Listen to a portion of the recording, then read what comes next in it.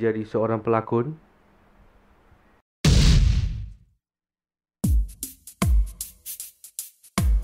Awak yang nak berlakon? Nyongin juga, senyum macam Cak Cibo. Awak ada bakat? Awak ada bakat? Tunjuk bakat sekarang.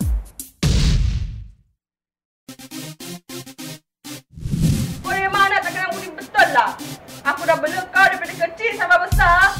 Kau memang tak kena jasa aku. Berapa kau ambil rumah ni? Mahal. Kenapa dia tinggal aku?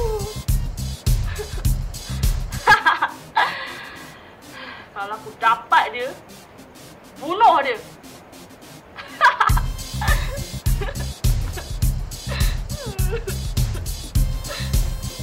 Biasalah kita hidup atas dunia ni. Kita tak tahu berapa lama kita hidup. Kita nak Wait. Kau bangun?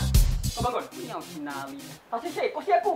Bila pula kursi ni tak Tak ada ada nama kau? Ada nama nama kau. Ada kat sini nama aku. Mana? Ada sini kecil je. Esok kau tanya director mana ada? Kecil. Ada kan? Ada kan? Tak nama kursi. Pasal kursi tau. Pasal kursi. Aku ada kerja lah. Aku nak layan Aku kau. pun ada kerja, kau bangun. Kerja apa?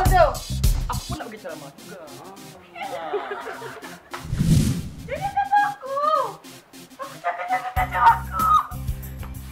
Tolong. Tolong. Pergi. Jangan jasa aku. Tolong. Jangan.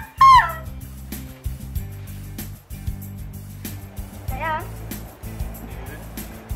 Bila you nak minat I? I nak minang you agak-agak tahun depan rasanya. Lambatnya. Minatlah cepat-cepat sikit. You tahulah, I kan kerja postman je. I Tak kena apa. kumpul duit dulu. Asalkan halal. Sebab itulah I sayang you. I pun sayang you juga. Nyanyat lah. Nanti baik kita tak cacat.